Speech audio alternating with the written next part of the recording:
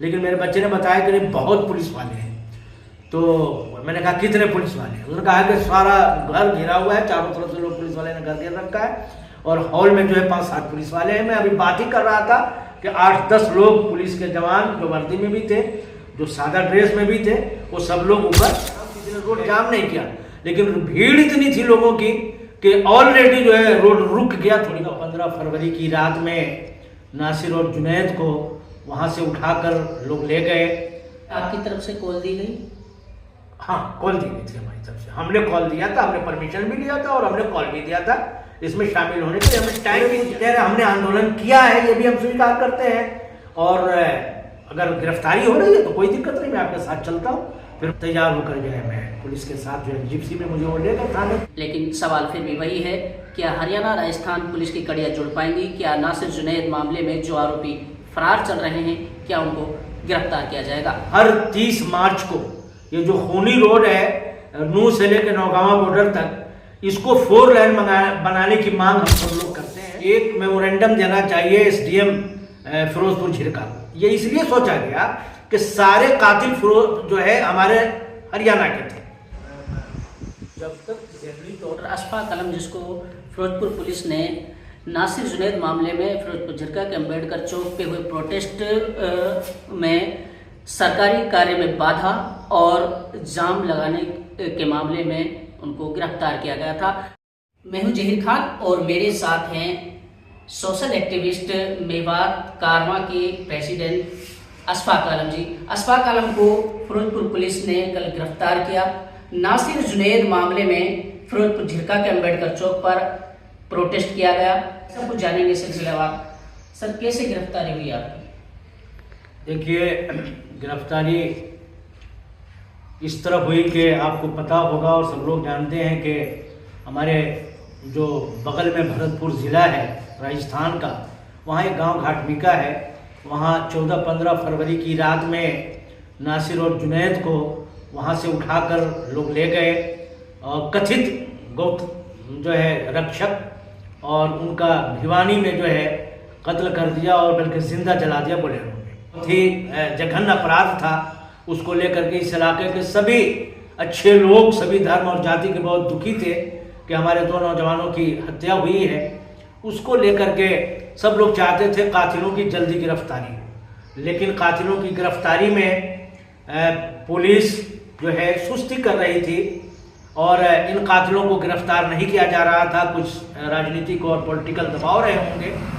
तो इसको लेकर के हम लोगों ने प्रोग्राम बनाया कि जब तक दबाव नहीं डाला जाएगा, प्रशासन गिरफ्तारी नहीं करेगी नासिर जुनैद के कातिलों को। ऐसे वक्त में हम सब लोगों ने मिलजुल कर फैसला किया। यहाँ के तमाम संगठनों ने, तमाम जिंदा दिल लोगों ने, तमाम इंसाफ पसंद लोगों ने, जिसमें सभी जाति और धर्म के लोग थे, कि हम लोगों को एक मेमोरेंडम देना चाहिए एसडीएम फिरोजपुर झिरका को। ये इसलिए सोचा गया कि सारे कातिल जो है हमारे हरियाणा के थे, राजस्थान का कातिल नहीं था। तो चूंकि हरियाणा प्रशासन से हम लोग चाहते थे गिरफ्तारी की मांग, उसके लिए हम लोगों ने 23 फरवरी 2023 को हम लोगों ने मेमोरेंडम देने का और प्रदर्शन करने का लिखित में एक इजाज़त लिया हमने सरकार से, प्रशासन से। और परमिशन लेने के बाद हम सब लोग जमा हुए अम्बेडकर सर्किल पर और वहाँ से जो है नारे लगाते हुए, प्रदर्शन करते हुए हम लोग एसडीएम ऑफिस पहुँचे। उस दिन एसडीएम साहिबा छुट्टी पे थी।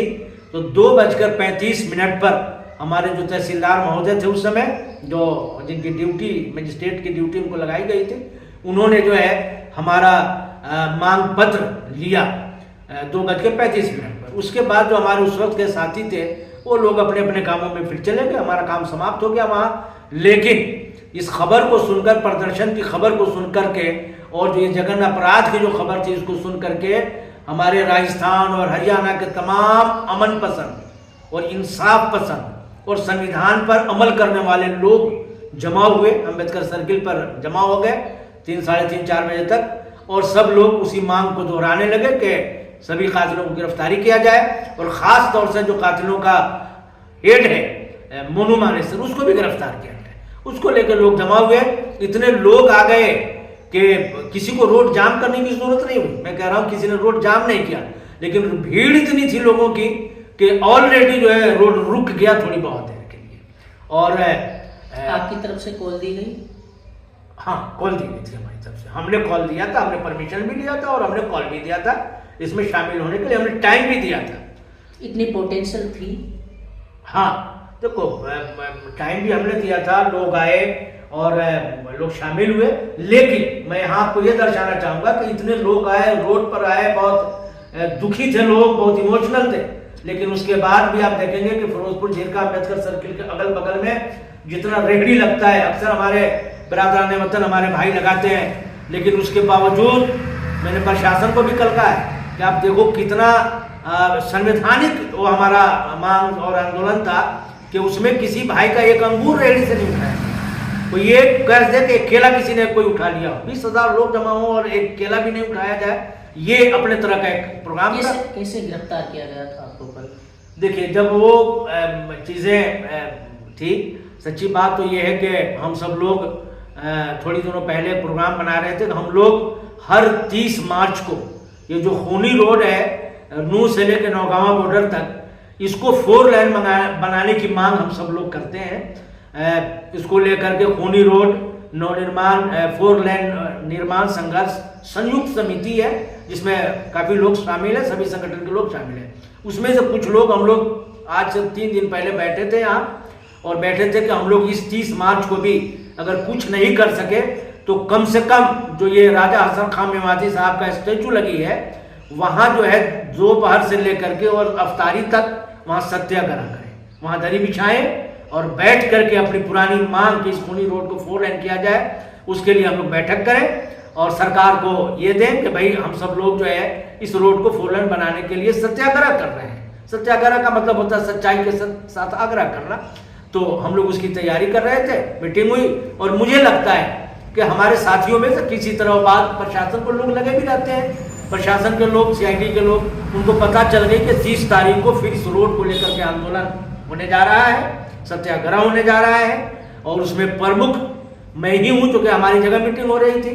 तो ये बात जैसे ही पहुंची होगी, मेरा मानना है कि सरकार ने सोचा होगा कि एक पेंडिंग है ही पहले से इन पर FIR, अच्छा मौका है कि 30 से पहले इनको गिरफ्तार कर लिया जाए। इस तरह जो है मुझे गिरफ्तार करने की कल जो है मुझे। कहाँ से आपको गिरफ्तार किया गया? कितने पुलिस प्रशासन थी? देखिए, मैं अपने घर पे था और जो है ऊपर बैठा था अपने घर के ऊपर, तो मुझे पता चला कि पुलिस वाले आए हैं, तो मैं समझता था कि सिटी से कोई आए होंगे, जो इसमें IO हैं महेंद्र जी, जो बहुत अच्छे पुलिस अधिकारी हैं, हमने समझा कि वो आए होंगे और इसमें कह रहे होंगे कि कुछ कराने के लिए, लेकिन मेरे बच्चे ने बताया कि नहीं, बहुत पुलिस वाले हैं।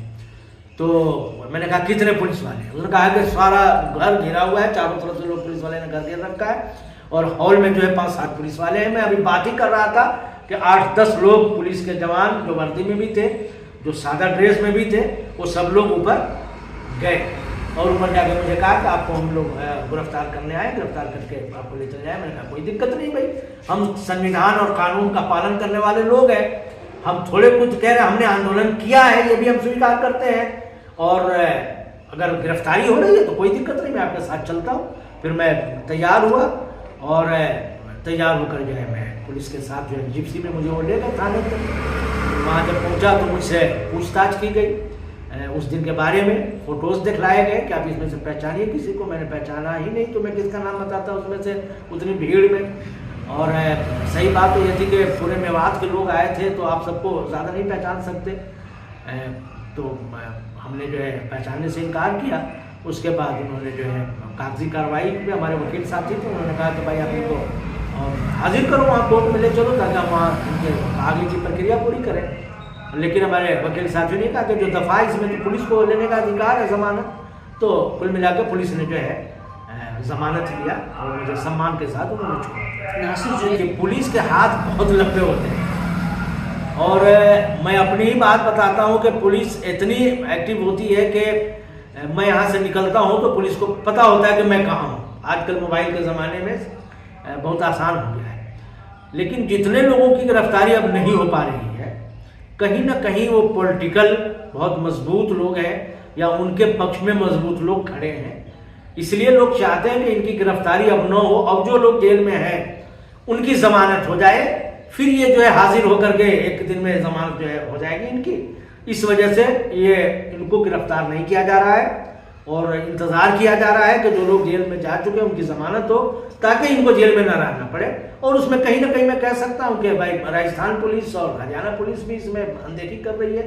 नहीं तो पुलिस के हाथ इतने छोटे नहीं है कि ऐसे लोगों को गिरफ्तार नहीं किया जा सकता है। पुलिस कर सकती है, मगर करने पे आए तब। बहुत शुक्रिया। ये हमारे साथ थे डॉक्टर अशफाक आलम, जिसको फिरोजपुर पुलिस ने नासिर जुनैद मामले में फिरोजपुर झिरका के अम्बेडकर चौक पे हुए प्रोटेस्ट में सरकारी कार्य में बाधा और जाम लगाने के मामले में उनको गिरफ्तार किया गया था। पुलिस प्रशासन के समक्ष जब अशफाक आलम पेश हुए तो इनको बेल दे दी गई। लेकिन सवाल फिर भी वही है, क्या हरियाणा राजस्थान पुलिस की कड़ियाँ जुड़ पाएंगी? क्या नासिर जुनैद मामले में जो आरोपी फरार चल रहे हैं, क्या उनको गिरफ्तार किया जाएगा?